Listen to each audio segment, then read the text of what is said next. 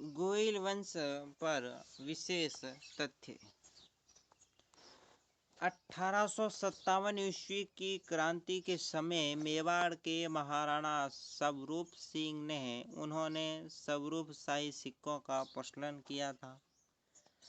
भारत की आज़ादी तथा राजस्थान के एकीकरण के समय मेवाड़ के महाराणा भूपाल सिंह ने राजस्थान में एक चीनी मिल की स्थापना की, जिसे भूपाल सागर चीनी मिल कहा जाता है।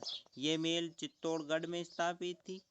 ये राजपूतानों के सबसे प्राचीन चीनी मिल है, जिसे मेवाड़ सुगर मिल कहा जाता है। वर्तमान में ये मिल बंद है। 1903 ईस्वी में दिल्ली दरबार में जाने के लिए नामित होने वाले महाराणा फतेह सिंह ने, लेकिन कवि केसर सिंह की कविता के कारण चेतावनी राज सोंगटिया इन्होंने दिल्ली दरबार में जाने से मना कर दिया। राजपूतानों में स्वामी दयानंद सरस्वती के आगमन के समय मेवाड़ के महाराणा सज्जन सिंह थे। इन्होंने शासनकाल में स्वामी जी के अपने प्रसिद्ध ग्रंथ सत्यार्थ प्रकाशन को पूर्ण किया था और उदयपुर में ही स्वामी जी ने 1883 परोपकारिणी सभा की गठन की थी। यानी परोपकारिणी सभा का गठन 1883 में उदयपुर। नेसी के अनुसार गोहिल वंश की 24 शाखाएं थी। इनमें से एक शाखा नेपाल में भी थी। इसकी स्थापना कुंभकर्ण ने करवाई थी। गोहिल वंश की सबसे महत्वपूर्ण शाखा मेवाड़ थी, जिसमें मेवाड़ का गोहिल वंश कहा जाता है। जेम्स टोड ने गोहिल वंश का संबंध गुजरात के शासक शिलादित्य से जोड़ा है।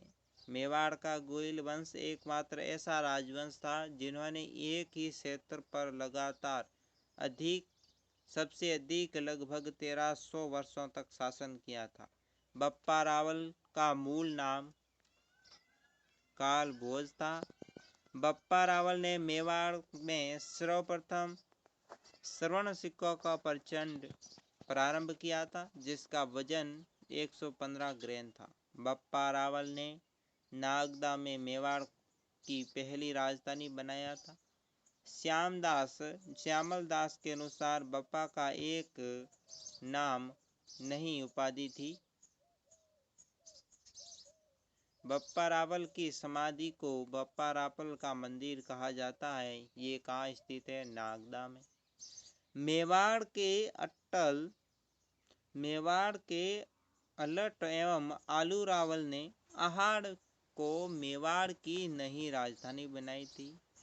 आलू राव अलट के काल में मेवाड़ के सर्वप्रथम नौकरशाही व्यवस्था प्रारंभ की थी। शक्ति कुमार के समय मालवा के परमार शासक मुंज ने चित्तौड़ पर आक्रमण कर नहाड़ को नष्ट कर दिया था। भोज परमार ने चित्तौड़ के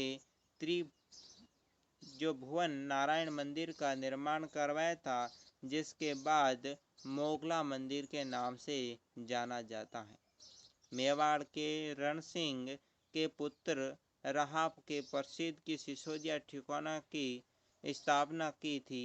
रणसिंह के काल में राणा सांगा की शुरुआत मानी जाती है। 1192 में तराइन के द्वितीय युद्ध से सामंत सिंह ने पृथ्वीराज चौहान का साथ दिया था। सामंत सिंह की मृत्यु के बाद मेवाड़ के शासक संचालन का कार्य रानी कर्मा देवी को माना जाता है। जैन सिंह ने परमारों को पराजित का चित्तौड़ पर पुनः अधिकार कर लिया। चित्तौड़ को मेवाड़ की नई राजधानी बनाएगी। इतिहासकार दशरथ शर्मा ने जैन सिंह के काल को मेवाड़ का स्वर्ण युग कहा है। जैन सिंह ने 1727 ईस्वी में भूताला के युद्ध में दिल्ली के सुल्तान जो इल्तुतमिश की सेना को पराजित किया था। भूताला के युद्ध का वर्णन जय सिंह सूरी ने अपने ग्रंथ हमीर मद मर्दन में किया था। हमीर मद मर्दन में इल्तुतमिश को हमीर कहा गया है। जैन सिंह क्या आहार को चालुक्यों के प्रभाव से मुक्त करवाया था। तेज सिंह ने उभापति वल्लभ जो प्रौढ़ प्रताप परमेश्वर परम जो भट्टारक एवं जो महाराजा धीराज की उपाधि भी धारण की थी। मेवाड़ चित्रकला शैली का प्रथम चित्रण ग्रंथ श्रावण जो प्रतिक्रमक सूत्र सुन्नी का चित्रांकन आहाड़ में 1261 में जो कलमचंद्र द्वारा किया गया था। समर सिंह के समय जो रणथंबोर के हमीर ने चित्तौड़ पर आक्रमण किया। असलगढ़ के जो आचार्य अमित सिंह सूरी के जो प्रभाव में समर सिंह ने अपने राज्य की जीवन हत्या पर रोक लगा दी थी।